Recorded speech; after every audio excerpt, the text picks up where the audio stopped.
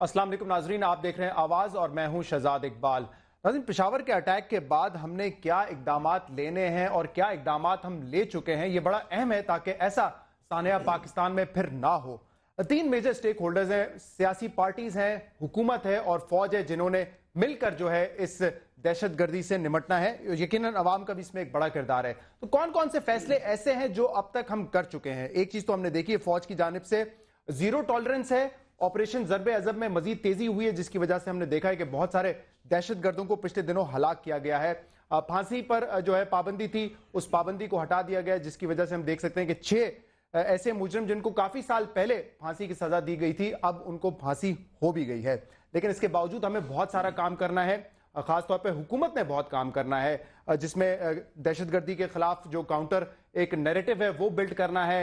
ऐसी तकरीरें, ऐसे मदारिस जहां से हम वो लिटरेचर देखते हैं जो कि जिससे जो है नफरतें ज्यादा बढ़ती हैं, उस पर हमने काबू पाना है। ऐसे बहुत सारे इकदाम हैं जो कि इस प्रोग्राम में मैं डिस्कस जरूर करूंगा। लेकिन अब तक सिविल हुकूमत ने क्या किया है, सियासतदानों ने क्या किया है? एक कमेटी बना दी गई जिसका नाम दिया गया एक्शन प्लान कमेटी, और उस कमेटी ने एक और कमेटी बनाई है, वर्किंग कमेटी, जो कि अपने प्रपोजल देगी, अपने रिकमेंडेशंस देगी एक्शन प्लान कमेटी को, और फिर उसके बाद वो एक और फोरम पे जाके उसको फॉरवर्ड किया जाएगा। इस हवाले से मैंने अपने पिछले प्रोग्राम में बड़ी तनकीद की थी, वो तनकीद बहुत से लोगों को पसंद नहीं आई। लेकिन आज जब इमरान खान साहब खुद पेशावर में मौजूद थे, तो वहां पर जो लवाहिकीन है, शोधा के लवाहिकीन, उन्होंने हुकूमती और जो पॉलिटिकल पार्टीज हैं उनके इकदामात के हवाले से क्या कहा, ये मैं आपको सुनाना चाहूंगा, आपको दिखाना चाहूंगा। हम अपने तौर पे हम खुद बातचीत शुरू करेंगे। हम इंशाल्लाह इस मुल्क के अंदर अमन कायम करेंगे डायलॉग के थ्रू। ये जंग मुश्किल है लेकिन जीती जा सकती है। हमने ये जंग जीतनी है तो सारा पाकिस्तानी कौम इकट्ठी हो। जी, एक और जो शॉर्ट है मैं वो सुनाना चाहूंगा। ये जो हमने दिखाया, ये हम इसको आगे भी कंटिन्यू करेंगे। लेकिन जो लवाहिकीन है शोधा के, उन्होंने क्या फरमाया था आज पेशावर में, मैं आपको सुनाना चाहूंगा। कुछ भी नहीं होता अगर आपके बेटे को कत्ल करता, कोई शहीद करता, आप लोग बैठ के मीटिंग्स करते हैं, कमेटियां बनाते हैं आप लोग। जी, इसके अलावा हमने देखा कि कल चौधरी निसार साहब ने भी जो प्रेस कॉन्फ्रेंस की, उसमें वही पुरानी बातें थी। इलीगल सिम्स के हवाले से बात की गई, बहुत दफा पहले भी हो चुकी है। पब्लिक का रोल क्या होगा, कोई 50 रोटियां लेने जा रहा है तो उस पर नजर रखी जाए, कोई किराया ज्यादा दे रहा है बिला वजह तो उस पर नजर रखी जाए, होटल के कमरे होंगे, सिम्स जो ज्यादा इजाफी सिम्स ले लेगा बगैर नाम के, उनके हवाले से बात की गई। ये बातें बहुत दफा हो चुकी हैं। जो मेजर किरदार हमारी सियासी पार्टीज में अदा करना है, वो 2 बड़ी पार्टीज हैं। एक तो हुकूमत वक्त है जिसमें PMLN का किरदार है, दूसरी पाकिस्तान तहरीक इंसाफ। इन दोनों जमातों का नाम मैं इसलिए ले रहा हूं क्योंकि इन दोनों जमातों ने बार बार कहा था कि तालिबान के खिलाफ जो है एक्शन से पहले उनसे मुज़ाकरात करने चाहिए। तो क्या आज उनका रवैया, उनका स्टांस तालिबान के हवाले से बदल चुका है, ये जानना बहुत जरूरी है। मैं सुनाना चाहूंगा कि कुछ अरसा पहले तक इमरान खान साहब क्या कहते थे और चौधरी निसार साहब क्या कहते थे तालिबान से मुज़ाकरात के हवाले से। अपने तौर पे हम खुद बातचीत शुरू करेंगे। हम इंशाल्लाह इस मुल्क के अंदर अमन कायम करेंगे डायलॉग के थ्रू। ये जंग मुश्किल है लेकिन जीती जा सकती है। हमने ये जंग जीतनी है तो बेगुनाह लोग, उधर भी उनके भी, तालिबान के भी बेगुनाह लोग मरे हैं। उनके बच्चे स्कूलों में, मदरसों में ड्रोन अटैक्स का और आर्मी ऑपरेशन का मरे हैं। उनके बुजुर्ग मरे हैं यार, उनकी खवातीन मरी हैं। इस जंग में या पहले किसी जंग में कभी भी खवातीन को टारगेट नहीं किया। काफिरों के साथ लड़ाई भी अगर हो तो खवातीन को टारगेट नहीं किया जाता, बच्चों को टारगेट नहीं किया जाता। हमारी मुल्क की कोई पार्टी इस तरह के जी, तो माजी में मुज़ाकरात की हिमायत होती थी, अब स्टांस में तब्दीली है। लेकिन ये आर्जी है या मुस्तकिल तौर पर दिल से अब इन्होंने मान लिया है कि इन लोगों के साथ मुज़ाकरात नहीं हो सकते और सिर्फ एक्शन ही सोल्यूशन है। तमाम इश्यूज पर हम बात करेंगे। आज हमें स्टूडियोज में ज्वाइन किया है डॉक्टर तारिक फजल चौधरी साहब ने, पाकिस्तान मुस्लिम लीग नून के मेंबर नेशनल असेंबली। सर, बहुत बहुत शुक्रिया प्रोग्राम में हमें ज्वाइन करने के लिए। और हमारे साथ मौजूद है आजम स्वाति साहब, खैबर पख्तूनख्वा के प्रेसिडेंट है, पाकिस्तान तहरीक इंसाफ से आपका ताल्लुक है। बहुत बहुत शुक्रिया स्वाति साहब प्रोग्राम में ज्वाइन करने के लिए। शाहिद लतीफ साहब डिफेंस एनालिस्ट हमें ज्वाइन करेंगे, आपका भी बहुत बहुत शुक्रिया। और कुछ ही देर में हमारे साथ कराची से मौजूद होंगे आसिफ हसनैन साहब, मेंबर नेशनल असेंबली मुत्तहदा कौमी मूवमेंट। सबसे पहले तो ये कमेटी वाला सवाल बड़ा इंपॉर्टेंट है क्योंकि वहां पर आज डॉक्टर तारिक फजल चौधरी साहब लोग बड़े سراپا احتجاج تھے کہ اتنی بڑی میٹنگ، اتنی ساری اے پی سیز، اس کے بعد بھی صرف ایک کمیٹی بنا دی جاتی ہے. تو کیا آپ کے خیال میں سول حکومت اور سیاسی پارٹیز اپنا کردار پوری طریقے سے ادا کر رہی ہیں؟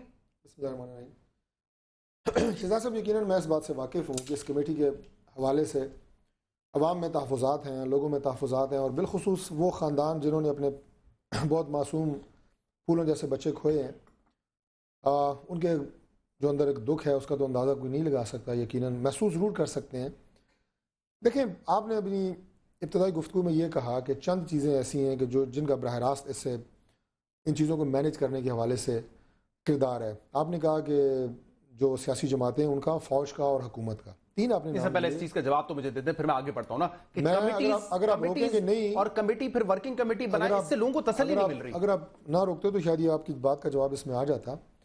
میں دو چیزیں اس میں اور کہوں گا کہ یہاں پہ سیاسی جماعتیں ہیں، یہاں پہ فوج ہے، یہاں پہ حکومت ہے، اس کے ساتھ مذہبی رہنما ہے، ہمارے جو اسکالرز ہیں وہ، اور پلس پاکستان کا آئین اور قانون ہے.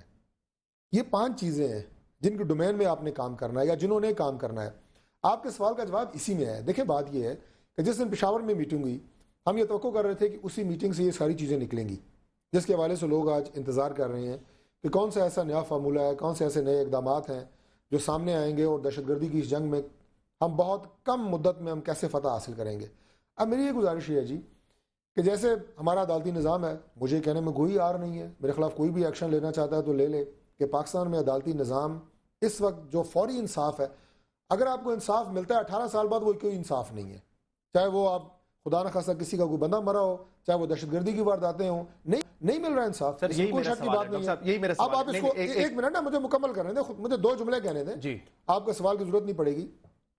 اسی طرح آپ نے یہ کہا کہ ایک تو دہشت گرد ہیں براہ راست، دوسرے وہ لوگ ہیں جو ان کی کسی نہ کسی حوالے سے مدد کرتے ہیں، سہولت کار ہیں. وہ لوگ ہیں جو ایسے لٹریچر پھیلا رہے ہیں، ایسی زبان استعمال کر رہے ہیں. اب بات یہ ہے جی کہ ان کو اگر آپ نے ٹیکل کرنا ہے، اگر آپ نے مثال کے طور عدالتوں کی بات کی، اگر آپ نے ایک ایسا عدالتی نظام لے کے آنا ہے جو آپ کو فوری انصاف دے، تو آپ کے ساتھ ایک آئین جڑا ہوا ہے، آپ کے ساتھ عدالتیں ہیں، سپریم کورٹ ہے. ان ساری چیزوں کو دیکھ کے آپ نے ایک راستہ نکالنا ہے. کمیٹی کا مقصد خدا نہ خواستہ ان معاملات کو ڈیلے کرنا نہیں ہے، بلکہ فیسیلیٹیٹ کرنا ہے. ایک ایسا راستہ نکالنا ہے کہ جب آپ کوئی عملی اقدامات اٹھائیں تو اس کے اوپر آپ کو کوئی چیلنج نہ کرے، آپ کا نظام اس کی اجازت دیتا ہو، آپ کی فوج کو کوئی مسئلہ نہ ہو، آپ کے موجودہ نظام کو کوئی مسئلہ نہ ہو. جو باتیں آپ کر رہے ہیں وہ درجنوں بار تو میں آپ کے ساتھ ہی پروگرام میں ڈسکس کر چکا ہوں، بہت مرتبہ ڈسکس ہو چکی ہیں.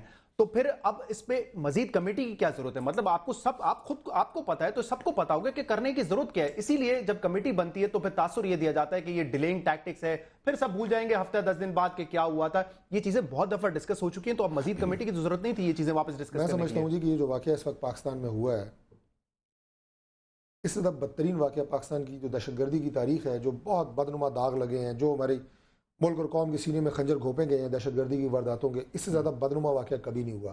اس کی جتنی بھی مذمت کی جائے وہ کم ہے. اب اس کے بعد آپ کے پاس کوئی گنجائش نہیں ہے. یہ کمیٹی اس وقت جو کام کر رہی ہے، یہ ایک ٹیکنیکل کمیٹی کے طور پہ کام کر رہی ہے. یہ ان تمام اقدامات کا جو حکومت اعلان کرنا چاہتی ہے، جو پرائم منسٹر صاحب کی ایک سوچ اور ول ہے کہ ہم نے یہ تو وہ بڑے آرام سے وہاں پہ بھی کر سکتے تھے، پشاور میں بھی کر سکتے تھے.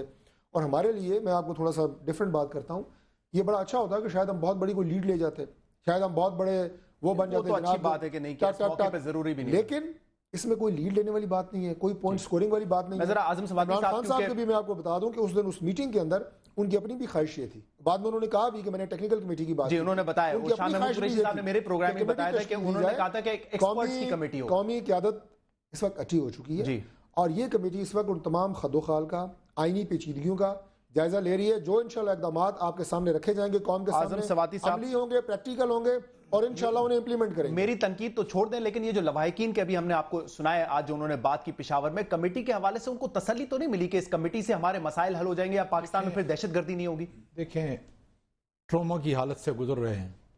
میں نے کئی پروگرام کے اندر کہا کہ پاکستان کا 9/11 ہے، اور آپ 9/11 کی حالت کو جو ہے وہ دیکھ لیں کہ انہوں نے گراؤنڈ زیرو اور دوسرے جو تھے اسی قسم کی دہشت گردی کا ایک ایسا واقعہ ہوا جس نے اس اتنے بڑے طاقتور ملک کو جو ہے وہ زمین بوس کیا.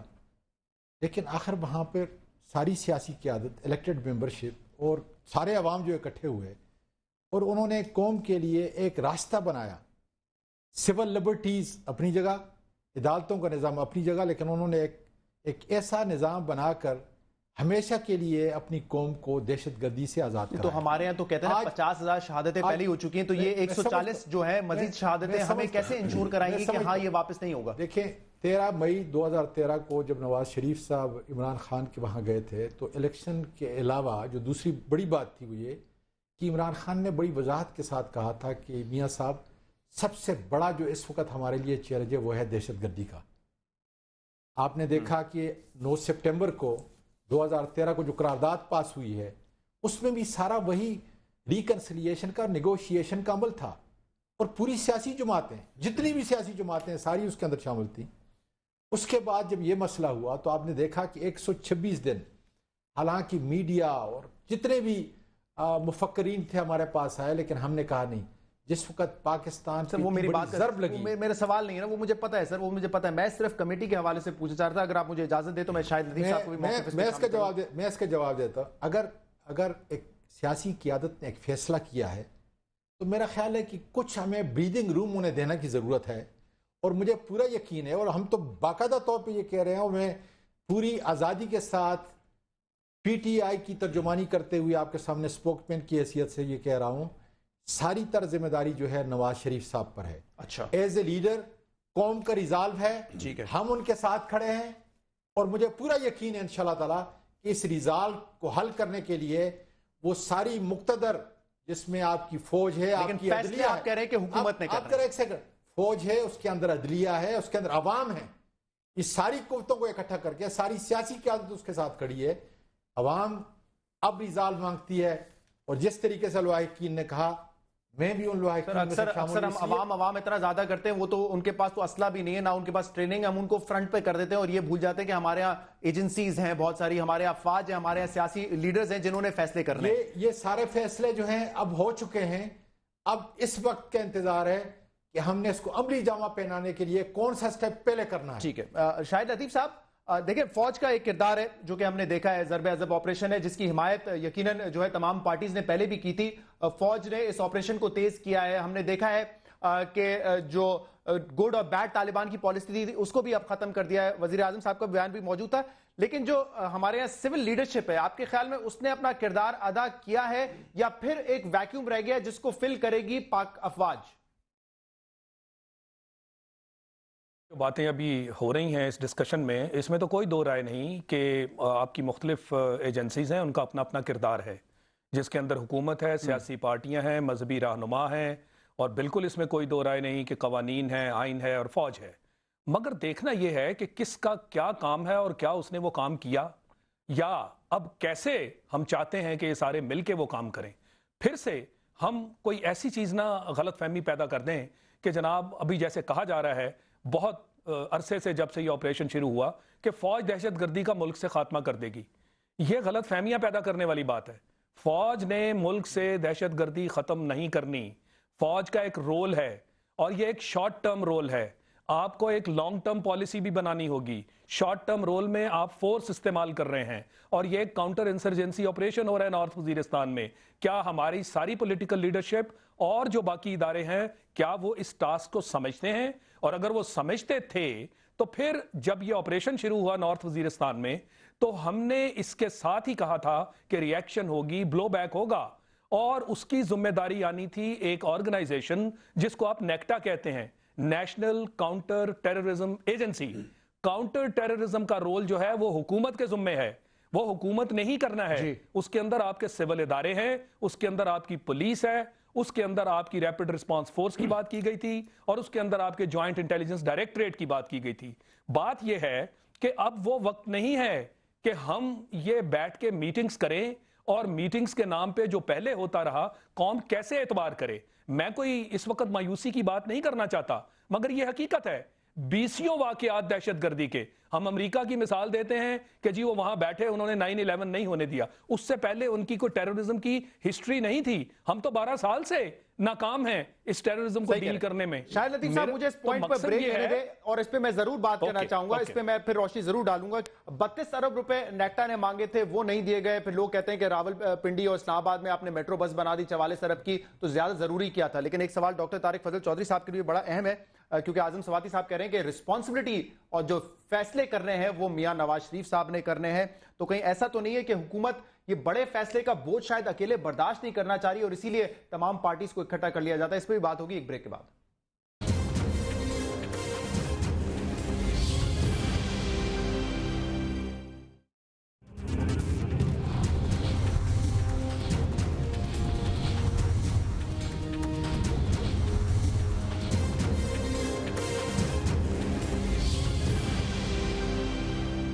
ویلکم بیک ناظرین. ڈاکٹر صاحب, اس دن میں نے پہلے بھی اپنے پروگرام میں کہا تھا 3 اہم شخصیات ہیں جنہوں نے فیصلے کرنے ہیں. پرائم منسٹر صاحب نواز شریف صاحب, راحیل شریف صاحب چیف آف آرمی سٹاف ہیں, اور چیف جسٹس آف پاکستان. باقی لوگوں کی آپ سپورٹ لے سکتے ہیں. تو یہ سپورٹ پولیٹیکل پارٹیز نے کئی مرتبہ آپ کی حکومت کو دی ہے. یہ فیصلے آپ لوگ اس لیے نہیں کرتے اور سب کو ساتھ اس لیے ملانا چاہتے ہیں تاکہ اس کا بوجھ جو ہے بڑے مشکل فیصلوں کا وہ آپ کے اوپر نہ گرے اور تمام لوگ اس میں ساتھ ہوں. دیکھیں شہزاد, بات یہ ہے کہ اس میں کوئی دو رائے نہیں ہے کہ جو فیصلے پرائم منسٹر آف پاکستان نے کرنے ہیں وہ پرائم منسٹر نہیں کرنے ہیں. اس میں کوئی دو رائے نہیں ہے. لیکن بات یہ ہے جی کہ جب آپ بات کرتے ہیں کہ پولیٹیکل پارٹیز کی ساتھ کھڑے ہونے کی, اس سے پہلے جب طالبان کے حوالے سے بات ہوئی آپ کو یاد ہے کہ آپ کو پولیٹیکل پارٹیز کے اندر بھی ایک ڈیوائیڈ نظر آئی. کچھ نے کہا جی ان سے بات چیت کریں, کچھ نے کہا جی کہ آپریشن کریں, کچھ نے کہا ان کو روم دیں, کچھ نے کہا جناب ان کو دفتر کھولنے دیں. یہ ساری باتیں کچھ مختلف پس منظر میں مختلف ماحول میں پولیٹیکل پارٹیز نے کی, ان کی لیڈرشپ نے کی. جو میں نے سنا ہے چودھری نثار صاحب کہہ رہے تھے کہ جنگ میں جو ہے طالبان کے بھی گھر والے مرے ہیں, لیکن اب وہ کہتے ہیں کہ نہیں ایسا نہیں ہے. لیکن میری گزارش یہ ہے جی کہ یہ ہر بات اپنے پس منظر میں تھی. ان میں سے کوئی بھی جماعت ایسی نہیں ہے جو خدا نخواستہ پاکستان کے مفاد کے خلاف کام کر رہی ہو, صحیح بات, جو پاکستان میں امن نہیں چاہتی. ہر ایک کا اپنی یہ سوچ اور فکر ہے. لیکن اس وقت جہاں پہ ہم کھڑے ہیں, اب ساری جماعتیں اگر ایک پلیٹ فارم پہ ہیں تو مطلب یہ ہے کہ اب وہ ساری کی ساری ایک ہی سوچ پہ ہیں. اب ہمارے پاس کوئی دوسرا راستہ نہیں ہے. لیکن یہ سوچ ضرب عضب کے وقت تو ہم نے دیکھا تھا نا, تمام پارٹیز آ چکی تھی ایک پلیٹ فارم پہ. لیکن آپریشن ضرب عضب کے بعد بھی کوئی تحفظات رہے, سیاسی جماعتوں کے بیچ میں بھی رہے. کون سی سیاسی جی آتے رہے, بیانات آتے رہے. رحمان صاحب ساتھ تھے, اور کون سی سیاسی جماعت اسلامی وغیرہ نے بھی کہا, عمران خان صاحب نے کہا کہ شاید اگر یہ ہمارے بس میں ہوتا تو شاید اس طرح کا آپریشن نہ ہوتا. ان کی اپنی ایک سوچ اور فکر تھی. لیکن اب جب ہم اتنا نقصان اٹھا رہے ہیں, اب جب ہم یہ دیکھ رہے ہیں کہ جس قوم کے بچے محفوظ نہیں ہیں, جو کہ ایک آپ کا مشترکہ ایسٹ ہوتا ہے, قوم کے بچے یہ مشترکہ ایسٹ ہوتے ہیں, اس میں کوئی تفریق نہیں ہوتی. سیاسی جماعتیں بھی لڑتی ہیں, مذہبی لوگ لڑتے ہیں, شیعہ سنی لڑتے ہیں, فرقہ بازی ہے, پاکستان میں سب کچھ ہے. بچوں کے اوپر کوئی لڑائی نہیں ہے کسی کی.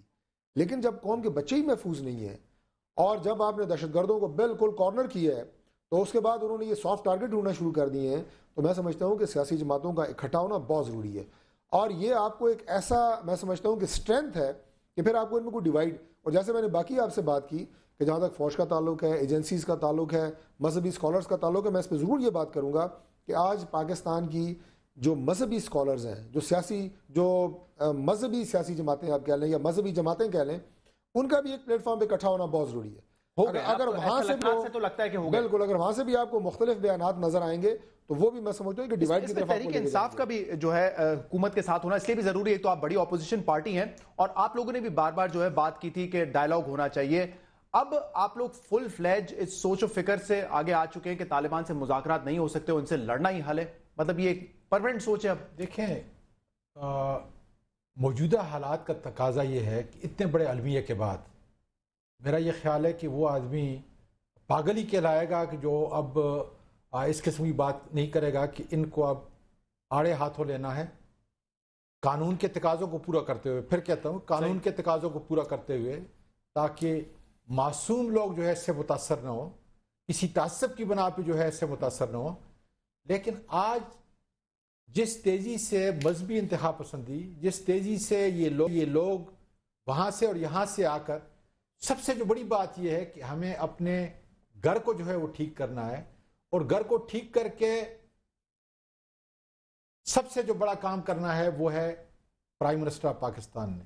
جس طرح میں نے پہلے بتایا کہ 13 مئی 2013 کو عمران خان صاحب کے الفاظ ہیں, نواز شریف صاحب کی جماعت کو سب سے بڑے بات یہی تھی کہ ہم آپ کو انکنڈیشنل سپورٹ دیتے ہیں. ظاہر ہے کہ اس وقت सारों का मत पे नजर ये था कि निगोशिएशन के जरिए रिकंसिलिएशन का माहौल पैदा करें। आज हम हुकूमत के साथ खड़े हैं, बगैर किसी कंडीशन के साथ खड़े हैं, और इस काम के लिए खड़े हैं कि अब नवाज शरीफ साहब ने लीड लेकर इस रिजाल्व को, कौम के इस रिजाल्व को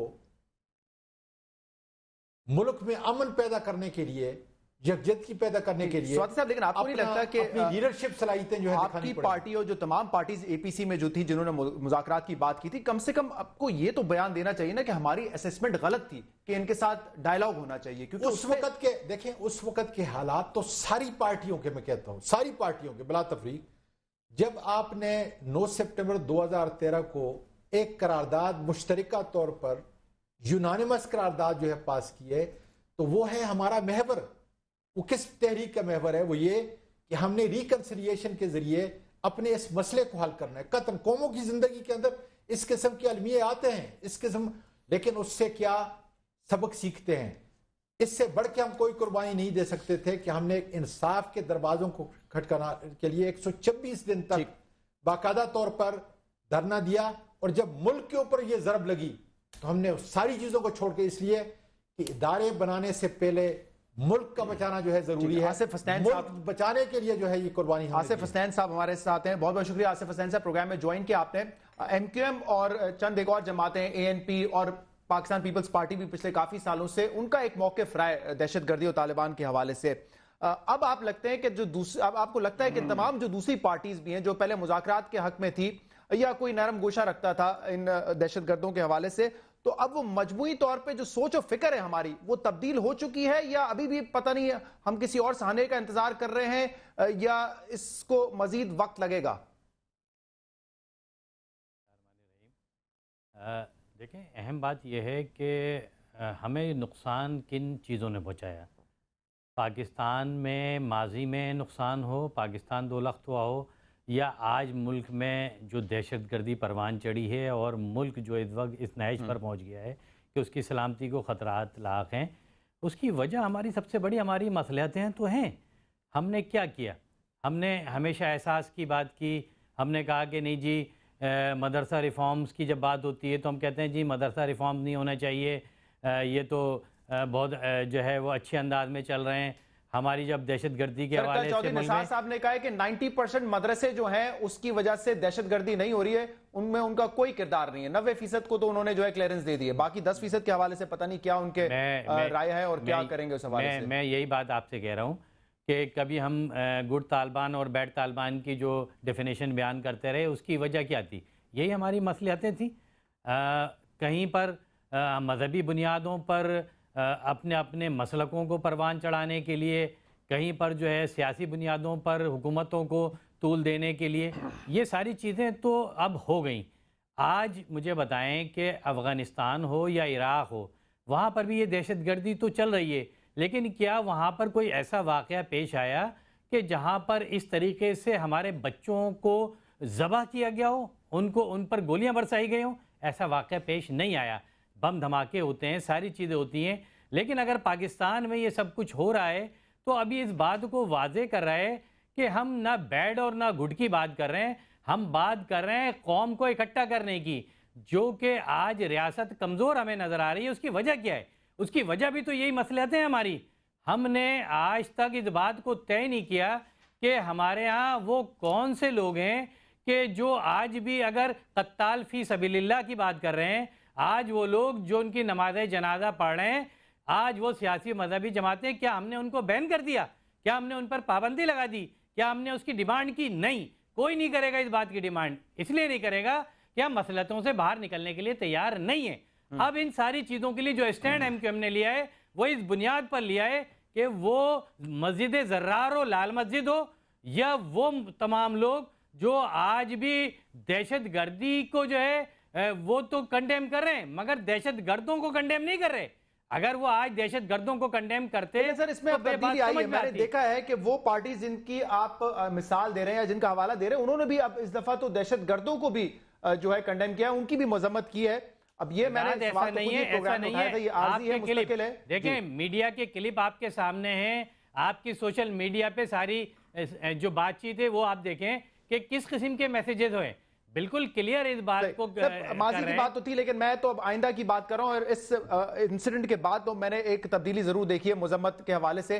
شاہد لطیف صاحب دیکھیں 2-3 چیزیں ہیں اس میں. ایک تو مجموعی طور پہ ہماری سوچ و فکر چینج ہو چکی ہے، سیاستدانوں کی بھی، عوام کی بھی، اور جو ایک ہماری ماضی میں پالیسی رہی ہے جس میں ملٹری کا بڑا ہاتھ رہا ہے، گڈ اور بیڈ طالبان کی، یہ تمام چیزیں ہم چھوڑ کے اب بالکل یونائٹڈ ہیں دہشت گردوں کے خلاف. دیکھیں پہلی بات تو یہ کہ یہ مذمت والی جو بات ہے میرا خیال اب ہم یہ کرنی بند کر دیں. یہ مذمت کافی نہیں ہے. اگر آج کوئی مذمت کر بھی رہا ہے میں سمجھتا ہوں وہ سٹیج بہت پیچھے رہ گیا، کیونکہ مذمتیں کرنے سے نہ تو ہم اس کو کنٹرول کر پائے اور نہ ہی ہم نے کوئی اس طرح کی عمل درآمد کیا اپنی پالیسیز کے اوپر جیسے ہم نے نیشنل پالیسی بنائی. آج ہم یہ کہہ رہے ہیں مذاکرات میں، آپ کو یاد ہوگا ایک سٹیج ایسا آیا تھا جب ہم سب کہتے تھے کہ یہ کیسے مذاکرات ہیں جس کے اندر ہمارے اوپر تابڑ توڑ حملے جاری ہیں. تو کیا اس وقت ایک ریویو نہیں ہونا چاہیے تھا؟ چلیں پھر مان لیا کہ مذاکرات کے نام پہ آپ اتنا وقت لگا دیا آپ نے. مذاکرات کے بعد اب جو ایک سٹیج آیا تھا جس پہ بیٹھ کے ہم نے ایک نیشنل پالیسی بنائی تھی، کیونکہ حملے جو ہیں وہ برداشت سے باہر ہو گئے تھے. اب جب نیشنل پالیسی بنی تھی تو کیا اس کے اوپر کنسنسس نہیں تھا؟ جب اس کے بعد یہ آپریشن شروع ہوا تو کنسنسس نہیں تھا؟ یہ ہم نہیں کہہ سکتے کہ کنسنسس نہیں تھا. مانا کہ اگر کچھ کوارٹر سے کنسنسس نہیں بھی تھا، حکومت وقت کا جو فیصلہ ہے وہ اٹل ہے. اور جب حکومت نے فیصلہ کر لیا اور ہمیں اپنے جو وزیر ہیں وزیر داخلہ ان کی طرف سے ایک نیشنل پالیسی بھی مل گئی، اس کے خد و خال بھی مل گئے، تو پھر آپ نے وہ جو بریک سے پہلے بات کی تھی ہمیں بتایا جائے کہ وہ فنڈ کیوں نہیں دیا گیا. وہ تو وزیر داخلہ جو ہیں آن ریکارڈ ہیں. کیا ہماری جو ترجیحات تھیں اس کے اندر عام لوگوں کی جان و مال کی کوئی قیمت نہیں تھی؟ اس کے اندر یہ سڑکیں اور میٹروز کی زیادہ قیمت تھی؟ دیکھیں یہ کڑوی باتیں ہیں مگر ہمیں قبول کرنا ہوں گی. آج بھی اگر ہم اس چیز کا شکار رہے تو آگے چلنا آپ کے لیے مشکل ہو جائے گا. فوری طور پر ہمیں چاہیے، جیسے میں نے شروع میں بات کی، کہ ایک شارٹ ٹرم پالیسی جس کو آپ فورس کہتے ہیں، بالکل ایک میسج جانا چاہیے، مگر اس کے ساتھ ساتھ لانگ ٹرم پالیسی جس کے اندر آپ ان چیزوں کو آئیڈینٹیفائی کریں، ان چیزوں کی نشاندہی کریں. کیا ہمیں نہیں معلوم کہ ان کی تربیت کہاں ہوتی ہے؟ کیا اگر 10% بھی وہ ادارے ہیں تو ان کی ہم نے جانچ پڑتال کی ہے؟ ہم مانتے ہیں کہ 10% ایسے مدرسے ہیں گردی کے ساتھ ساتھ شاہد لطیف صاحب ہمیں انتہا پسندی پر بھی قابو پانا ہے. بالکل ٹھیک ہے. مجھے ایک بریک لینے دیں، اس کے بعد جو آپ کا سوال ہے جو میں ریز کیا تھا میں ڈاکٹر صاحب سے ضرور پوچھوں گا. ڈیولپمنٹ اپنی جگہ، لیکن ترجیحات حکومت کی کیا ہونی چاہیے، اس پر بات ہوگی ایک بریک کے بعد.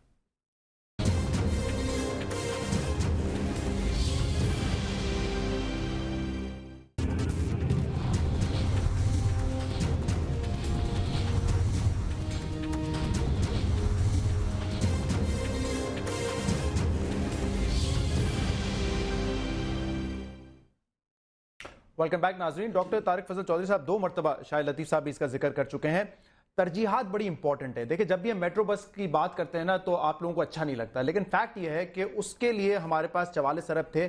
نیکٹا جو کہ ایک ایسی اتھارٹی ہے جو کہ ٹیررزم کو کاؤنٹر کرے گی، انسانوں کی جان بچ سکتی ہے اگر وہ اتھارٹی ہو، کچھ بہتری آ سکتی ہے ہمارے اس پورے نظام میں، اس کے لیے 32 ارب رہی حکومت کے پاس. سر یہاں ترجیحات تو غلط ہے حکومت کی. دیکھیں گزارش ہے جی کہ یہ صرف میٹرو کی بات نہیں ہے. حکومت نے ظاہر ہے بے شمار پروجیکٹس کے اوپر اربوں روپے دیے ہیں. جیسے ہی حکومت نے اپنا چارج سنبھالا تو سب سے پہلے تو 500 ارب تو ہم نے دیا آپ کی جو سرکولر ڈیٹ ہے توانائی کے حوالے سے، اور لوڈ شیڈنگ میں کمی ہوئی. میں صرف وہاں سے شروع اس لیے کر رہا ہوں، ایسے کئی کام ہیں جس میں اربوں روپے حکومت نے دیے ہیں. آپ اسٹیل مل کو کتنا دے رہے ہیں، آپ پی اے کو کتنا دے رہے ہیں، ریلوے، یہ ساری چیزیں چل رہی ہیں. اس میں صرف میٹرو کو ایک پن پوائنٹ کرنا اس کو دیے بالکل غیر ضروری لگتا ہے نا. آپ ذرا سنیں، بات یہ ہے جی کہ آپریشن ضرب عضب کتنے سال سے آپ اس کے منتظر تھے کہ ان علاقوں میں یہ آپریشن شروع ہوگا. اس آپریشن میں حکومت نے کو 30 ارب روپے جو ہے وہ فوج کو دے چکی ہے. میں آپ کو بالکل فیکٹ اینڈ فگر کے مطابق 30 ارب روپے 30 ارب روپیہ آپریشن ضرب عضب کے حوالے سے حکومت فوج کو 30 ارب روپیہ دے چکی ہے. یہ ترجیحات ہی ہے نا، اور اسی جنگ میں ہم دے رہے ہیں. نیکٹا کیوں نہیں بنی جس کا بار بار نیشنل سیکیورٹی پالیسی میں ذکر آتا ہے، وہ کیوں نہیں بنی؟ نیکٹا کو میں آپ کو یہ بتا دوں کہ نیکٹا کا جو آپ فیڈرل سٹرکچر سمجھ رہے ہیں وہ صرف ہیڈ کوارٹر کی بات ہو رہی ہے، ورنہ نیکٹا جو ہے اصل میں یہ فورس بنی ہے صوبوں کے اندر. اس میں صوبے بھی کچھ چپ ان کریں گے، کوئی گورنمنٹ بھی دے گی. اس کام میں شاید ایک مثال اگر میں دے دوں اس کی بڑی امپورٹنٹ ہے. دیکھیں ابھی چودھری نثار صاحب نے کہا کہ ہم نے اس کی انفارمیشن پہلے ہی دے دی تھی آئی جی خیبر پختونخوا کو، جنہوں نے کہا کہ مجھے نہیں پتا وہ لیٹر کہاں گیا، وہ لیٹر ڈھونڈو، پتہ نہیں میں نے کب دستخط کیے. اگر یہ انٹیلیجنس ایک سینٹرل جگہ پر آ کر جمع ہو رہی ہو تو پھر کسی کے پاس جو ہے اس کی ذمہ داری لینی پڑے گی. نہیں، آپ کی بات صحیح ہے. نہ صرف اس واقعے کی، میں صرف آپ کی اس بات کو ذرا آگے بڑھاؤں، پھر تھوڑا سا اور آپ کو اور بھی بتاؤں گا کہ دہشت گردی کی اس لڑائی میں حکومت جو ہے اور کتنے ارب روپیہ دے چکی ہے. یہ جو انفارمیشنز ہوتی ہیں، یہ جو آپ کا کراچی ایئرپورٹ میں حملہ ہوا اس کی بھی تھی، مہران بیس پہ بھی تھی، اور بعد میں میڈیا پہ آتا بھی رہا کہ جناب یہ انٹیلیجنس انفارمیشن جو ہے یہ شیئر کی گئی، اور باقاعدہ یہ بتایا گیا کہ ایئرپورٹ میں فلاں گیٹ سے حملہ ہو سکتا ہے. لیکن چونکہ یہ کئی تھریٹس کئی زیادہ ہوتی ہیں، اس لیے شاید اس میں کچھ عرصے تک تو ایک وہ سنجیدگی رہتی ہے، لیکن پھر کچھ دنوں بعد، کچھ ہفتوں بعد پھر جو ہے شاید انتظامات وہاں پہ اتنی سختی والے نہیں رہتے، ورنہ انفارمیشنز یقیناً آتی ہیں. اسی طرح میں آپ کو بتا رہا ہوں کہ انٹیلیجنس بیورو کو کم از کم 2.5 ارب روپیہ صرف دہشت گردی کی جنگ میں. اس وقت کیا ارادہ ہے؟ کیونکہ آپ کا ہلکا بھی لگتا ہے نا، تو یہ میٹرو کو پیسے دیں گے یا فی الحال نیکٹا کو فعال کرنے کے لیے پیسے دیے جائیں گے؟ کیا نہیں، اب تو جی میں سمجھتا ہوں کہ یہ کام وجہ ہوگی نا، آپ صرف ٹھیک ہے میٹرو کو بھی دے دیں، لیکن ساتھ ساتھ وہ جو کہا تھا 32 ارب بالکل دیں گے. جیسے میں نے آپ کو یہ بات کی ہے کہ آپ بار بار 32 ارب کی بات کر رہے ہیں صرف نیکٹا کے لیے، میں آپ کو یہ بتا چکا ہوں کہ صرف آپریشن ضرب عضب میں 30 ارب روپیہ اس حکومت نے دیا ہے، اور اسی حکومت نے وہ آپریشن شروع کروایا ہے. ہماری ترجیحات ہیں تو یہ ساری چیزیں شروع ہو رہی ہیں. فوج نے کیا ہے نا شروع، آف کورس نہیں کرنا تو فوج نہیں ہے، ظاہر ہے ایم این ایز تو نہیں وہاں پہ جا کے لڑ سکتے نا، آپ کے ادارے ہی لڑتے ہیں. فوج کیا ہے؟ فوج بھی ظاہر حکومت پاکستان کا ایک ادارہ ہے، لیکن اسے بھی ریسورسز چاہیے. اسے بھی ظاہر ہے جب تک ریسورسز نہیں دیں گے، حکومت فنڈنگ نہیں کرے گی، ان کے لیے بھی تو تن تنہا لڑنا. بار بار اعظم سوادی صاحب کہہ رہے ہیں حکومت نے کرنا ہے. اب حکومت کو آپ کے خیال میں 1 2 3 کر کے ذرا مختصر مجھے بتائیں کیا اقدامات لینے کی ضرورت ہے؟ پرائم منسٹر صاحب اس وقت فوری طور پہ کیا کریں؟ میں آج میرا خیال ہے عمران خان نے بڑی تیزی کے ساتھ اور بڑے مؤثر انداز کے اندر ڈیمانڈ نہیں، مطالبات، اور مطالبات یہ کہ چونکہ سب سے بڑا فال آؤٹ جو ہے کے پی کے اوپر آنے والا ہے اور آ گیا ہے، اس میں یہ ہے کہ افغان مہاجرین جو ان رجسٹرڈ ہیں ان کو فوری طور پہ جو ہے واپس 17 لاکھ انہوں نے بتایا ان کی تعداد بالکل ہے. مانسرا میرا اپنے حلقے کے اندر جو ہے لاکھوں ہیں، ٹھیک ہے چلیں ایک ان کو فوری طور پہ واپس بھیجا جائے. ٹھیک ہے. جو ایف سی ہے اس وقت آپ کی 25%، پہلے چلیں 50%، پہلے چلیں کہ دھرنے کی وجہ سے 25% یہاں تھی، میرا خیال ہے ان کو فوری طور پہ وہاں بھیجا جائے. پختونخوا ریلیٹڈ ایشوز جو ہے نا زیادہ تر اوورال میں پورے پاکستان کے حوالے سے بتا رہا ہوں، دہشت گردی پر قابو پانے کے لیے پختونخوا پاکستان کا حصہ ہے، اور فال آؤٹ بھی وہاں پہ زیادہ ہوگا. آپ نے دیکھا کہ ایک سکول جو پختونخوا میں ہمارے کیپٹل میں تھا، پورا پاکستان آج اس سے متاثر ہے، پوری دنیا کے پاکستانی بلکہ پوری دنیا کی انسانیت اسے متاثر ہے. میں سمجھتا ہوں کہ پختونخوا جو ہے پاکستان کا حصہ ہوتے ہوئے اگر یہ اپنے جائز مطالبات اسی سیکیورٹی کے تناظر کے اندر کر رہا ہے تو وہ جائز ہیں. وہاں پر آئی ڈی پی کا جو ہے مسئلہ ہے، ان کو ریہیبلیٹیٹ کرنا ہے. ریہیبلیٹیشن ان کا سب سے بڑا جو ہے پرابلم ہے. وہاں پر آپ کا فاٹا جو ہے پورا لگ رہا ہے، جہاں 1 کروڑ لوگ ہیں ان کا کاروبار کا کیا ہوگا؟ وہ لوگ جو ہے دستی بم نہ بنائے تو کیا؟ یہ ساری چیزیں اس تناظر کے اندر ہیں. نیریٹو کو تبدیل کرنے کے لیے جس پر ہم نے میرا یہ خیال ہے سارے ترقیاتی فنڈز کو، جس میں پہلے میں اور بعد میں دوسرا، آدھے ہمارے عزیز رشتہ دار ٹھیکیدار کھا جاتے ہیں، میرا یہ خیال ہے کہ سارے فنڈ جو ہے مختص کیے جائیں اس سیکیورٹی کے لیے، ملک کے لیے. اگر ملک ہے تو پھر یہ ساری چیزیں جو ہیں اس تناظر کے اندر جو ہے آگے بڑھیں گی. میں سمجھتا ہوں کہ پرائم منسٹر صاحب کو جیسے ہماری آواز پہنچے، سارے ترقیاتی کام جو ہے مؤخر کر کے اس کو سب سے پہلے سیکیورٹی کے حالات پاکستان کو بچانے کے لیے اس پہ جو ہے زیادہ ترجیح دینی چاہیے. شاید لطیف صاحب یہ آخری پروگرام تو یقیناً نہیں ہوگا، اس کے بعد بھی ہمیں سیریز آف پروگرام کرنے پڑیں گے کیونکہ مسئلہ اتنا بڑا ہے. لیکن اس پروگرام کے اگر کنکلوژن میں آپ سے پوچھوں کہ کیا 2-4 چیزیں ہیں جو کہ فوری طور پہ ہم نے کرنی ہے اس نیریٹو کو تبدیل کرنے کے لیے، اس انتہا پسندی کو کم کرنے کے لیے؟ دیکھیں جی بڑی سٹریٹ ہیں چیزیں، اور کاش یہ چیزیں ہو جاتی جب ہم نے نیشنل سیکیورٹی پالیسی بنائی تھی. وہ ایک بڑی واضح قسم کی ڈاکومنٹ ہمارے سامنے آئی تھی جس میں نیشنل انٹرنل سیکیورٹی کو بڑی اچھی طرح ڈیل کیا گیا تھا. فرق صرف اتنا ہے کہ ہم نے اس پہ عمل درآمد نہیں کیا.